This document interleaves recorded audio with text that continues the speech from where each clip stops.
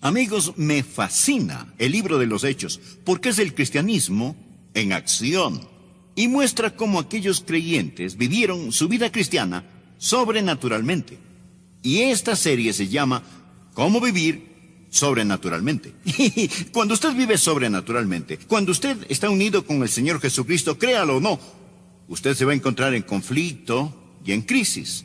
Le digo a la gente que si nunca se han encontrado con el diablo es porque ellas y el diablo van en la misma dirección. Dé media vuelta y tendrá usted una colisión y enfrentará una crisis. Pero descubrirá esta gloriosa verdad, que Jesucristo es el Cristo de cada crisis. Y este es el título de nuestro estudio, el Cristo de toda crisis. Acompáñenos. Por favor, busque el libro de los Hechos, capítulo 12. Hoy estudiaremos acerca del Cristo de toda crisis. Todos tenemos problemas. Los problemas llegan diariamente. Pero de vez en cuando tenemos que enfrentar una crisis. Quiero decir, una verdadera crisis. Y no sabemos, en realidad, a quién acudir, a menos que acudamos al Señor. Una crisis puede venir inesperadamente. Puede venir tenazmente, como salida de la nada. Hablo de una crisis aterradora. Alguien dijo, si puede mantener su cordura cuando todos a su alrededor están perdiendo la suya, puede ser una señal de que usted no entiende la situación. O pudiera ser que usted sí entienda algunas de las cosas que voy a compartir hoy de la palabra de Dios. Hechos 12, versículo 1.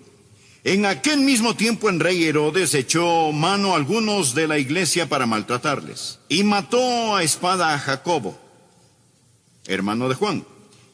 Y viendo que esto había agradado a los judíos, procedió a prender también a Pedro.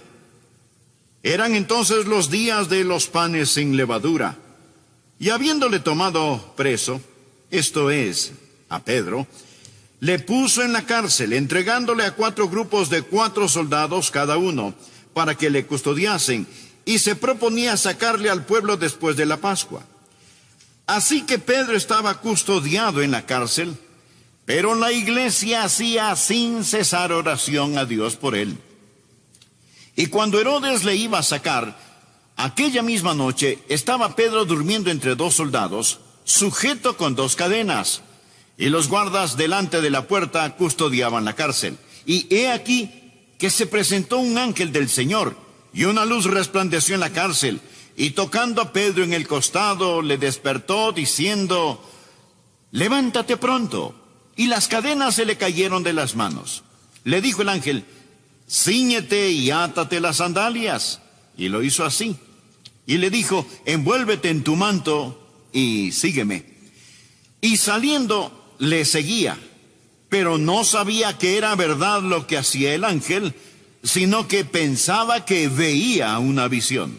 Habiendo pasado la primera y la segunda guardia, llegaron a la puerta de hierro que daba a la ciudad, la cual se les abrió por sí misma, y salidos pasaron una calle, y luego el ángel se apartó de él. Ahora, hasta aquí la lectura, continuaremos leyendo más tarde, pero déjeme mencionar el trasfondo, reiterar lo que había sucedido.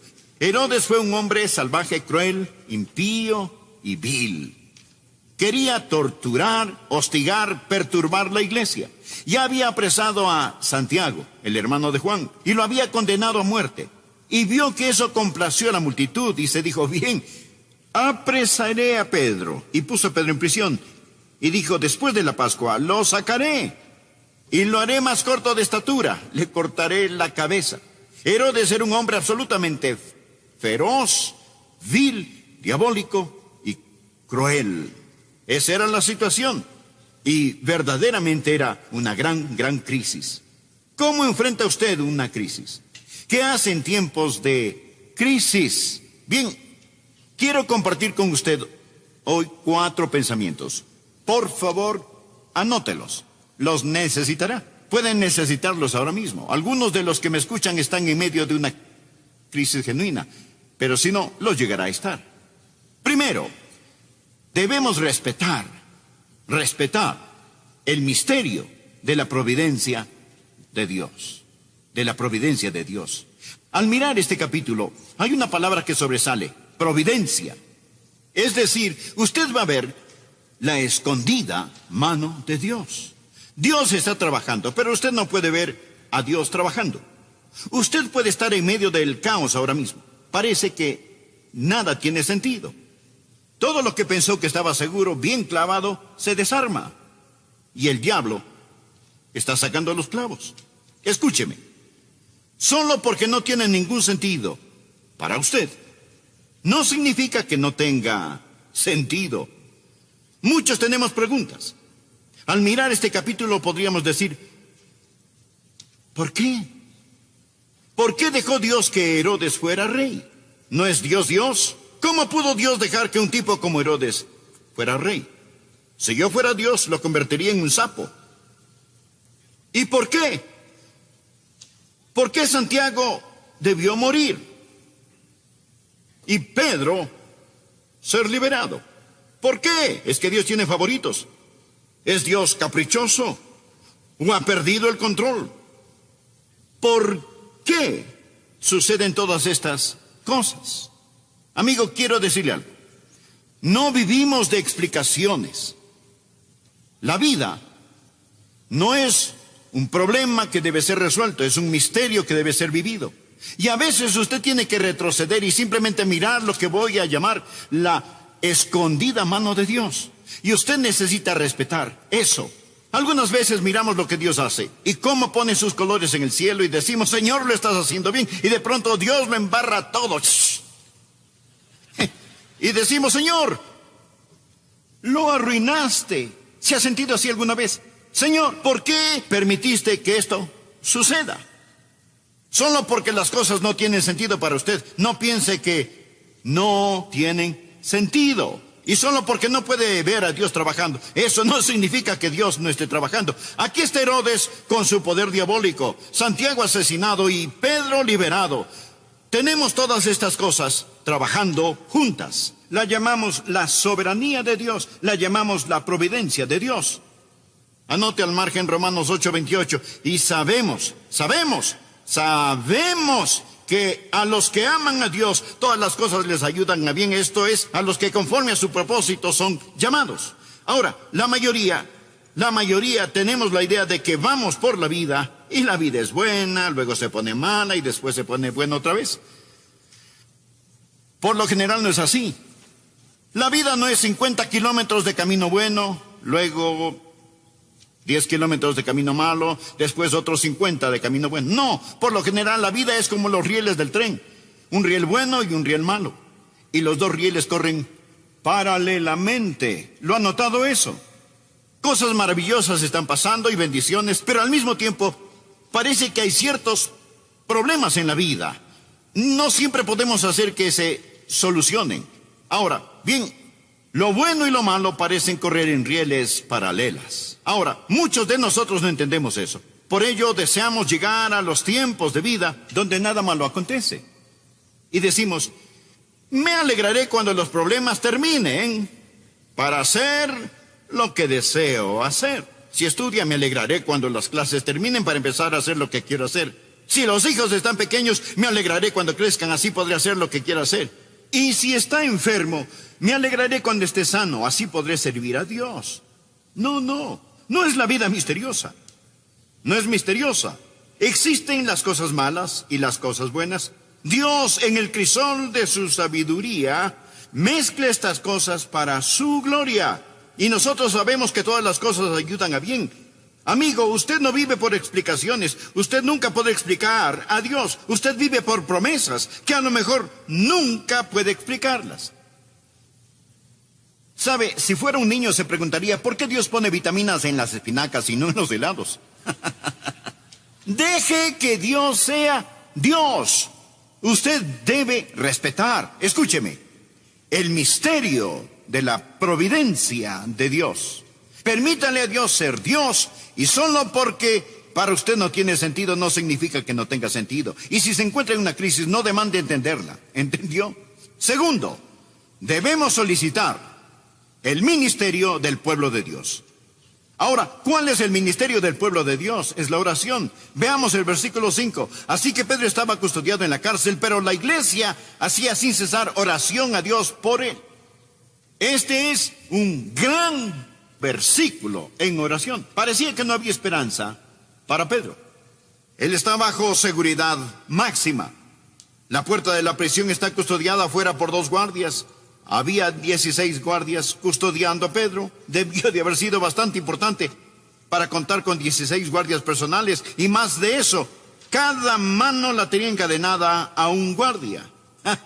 Mi amigo, si debiéramos hablar de alguien en problemas, Pedro está en problemas. En una crisis debe haber oración.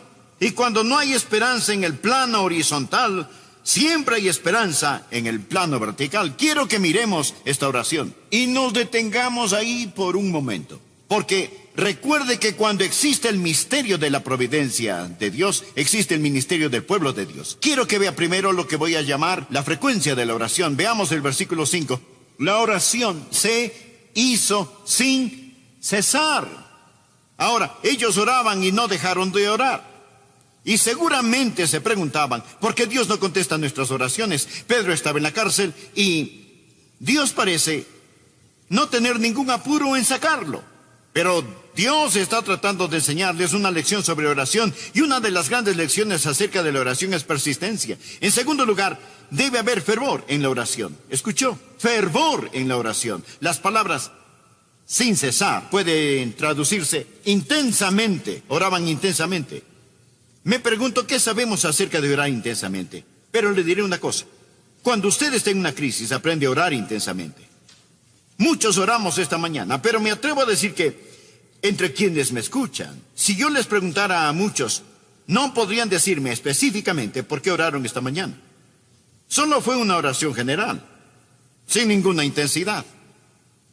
Me gusta Jeremías 29:13, donde Dios dice, y me buscaréis, y me hallaréis, porque me buscaréis de todo vuestro corazón.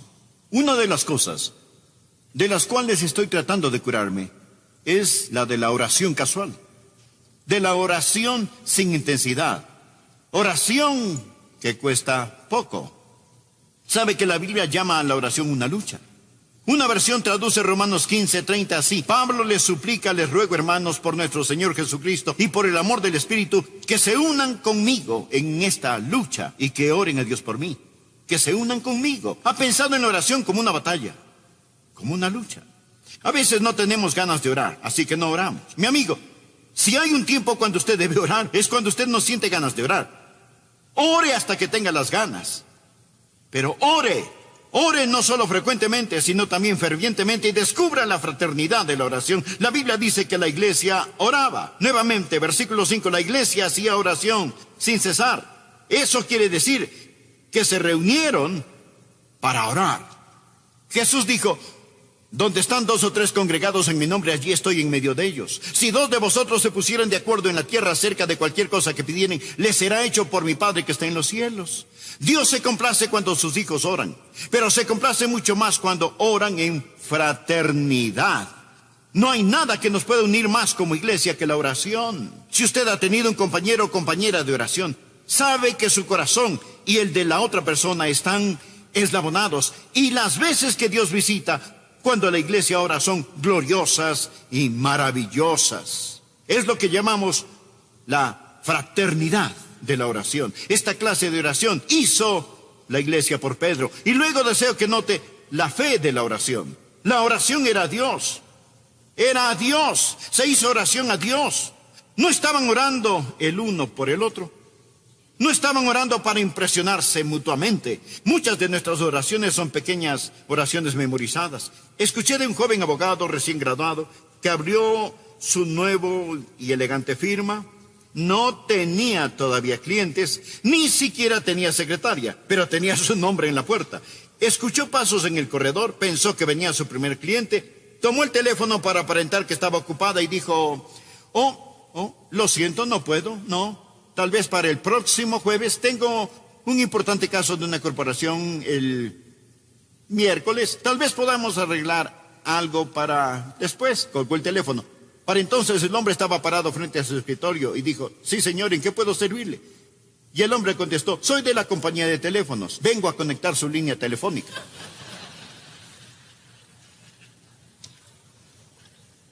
En ocasiones nuestras oraciones son así, tratamos de impresionar a otros, pero no hay nadie en la línea. Esta gente no estaba tratando de impresionar a nadie, estaban desesperados. Sus oraciones eran a Dios. Creo que la razón por la que no oramos con frecuencia y fervientemente es porque pensamos que podemos prescindir de la oración. Tal vez la peor cosa acerca de nosotros no es la falta de oración, sino el orgullo. Quiero decir, tenemos nuestras máquinas, nuestros planes, nuestros métodos, nuestros pastores, nuestros coros, nuestras escuelas dominicales, nuestros edificios. Tenemos todo esto y aquello y vamos a la iglesia y pensamos, bien, lo haremos, sabemos cómo hacerlo. ¿Y sabe usted lo que el diablo hace? Está parado en una esquina sonriente y dice, pueden tener sus edificios, sus coros, pueden tener sus reuniones, sus predicadores, pueden tener todo lo que quieran, incluso sus estudios bíblicos, siempre y cuando dejen de lado el poder de Dios que viene con la oración ferviente y que no acepta un no por respuesta. El diablo se burla de nuestros proyectos, se ríe de nuestras organizaciones, ridiculiza nuestros talentos, pero teme nuestras oraciones. A su vez existe el enfoque de la oración. Por favor, el versículo 5, la Biblia dice, la iglesia hacía sin cesar oración a Dios. ¿Por quién? Escuche, por Él. Ellos estaban orando por Pedro. No solo fue una oración intensa, sino también específica. ¿Qué oró usted esta mañana? ¿Sabe que muchas de nuestras oraciones son tan indefinidas que si Dios las contestara no lo sabríamos y si no, no tendríamos que admitirlo? Señor, salva a los perdidos. Bueno, si alguien se salva, usted puede decir, bueno, yo oré para que se salvara y se salvó. ¿Cómo sabe que fue su oración? ¿Cómo sabe que no fue mi oración o la de otra persona? ¿Sabe? Tenemos estas oraciones indefinidas. Pero cuando ellos oraron por Pedro y recibieron respuesta, sabían que fue una respuesta a sus oraciones. Oraron por él. Veamos el tercer punto. Cuando enfrentamos una crisis, debemos, tercero, descansar en la maestría de la paz de Dios. Tenemos el misterio de su providencia, el ministerio de su pueblo y ahora la maestría de su paz en medio de la tormenta. Leamos el versículo 6. Y cuando Herodes le iba a sacar, aquella misma noche, Pedro estaba durmiendo. ¿Qué le parece? Pedro durmiendo entre dos soldados, atado con dos cadenas. Yo no sé si los soldados estaban durmiendo, pero Pedro sí. Y los guardias delante de la puerta custodiaban la cárcel. Aquí estaba. A la mañana siguiente lo ejecutarían, pero él estaba durmiendo. Él dormía tan sabrosamente que el ángel tuvo que tocarle el costado para que se despertara. Esto es paz. Paz en medio de la tormenta. Mientras leía esto pensé, ¿cómo Pedro pudo dormir estando en una crisis como esa? Bueno, primero, él ya no tenía temor de morir. Él ha visto al Cristo resucitado. Lo he dicho antes, un hombre no está listo para vivir hasta que no haya perdido el temor de morir. Pedro había visto al Cristo resucitado y por lo tanto la muerte ya no le infundía temor. Segundo, él sabía que el pueblo de Dios estaba orando por él. Esa es una de las cosas más grandes que me ayuda en mi ministerio. Sé que están orando por mí, no todos, pero muchos, algunos. Ustedes está orando por mí. ¿Qué fortaleza existe? ¿Qué gozo existe? ¿Qué victoria existe? Muchas veces he sentido al hacer lo que hago, predicar, he sentido esa paz, he sentido ese ánimo. Y sabe, es porque los hijos de Dios están orando.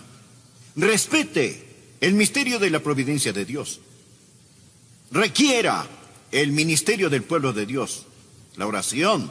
Descanse en la maestría de la paz de Dios en medio de la tormenta, sea cual sea.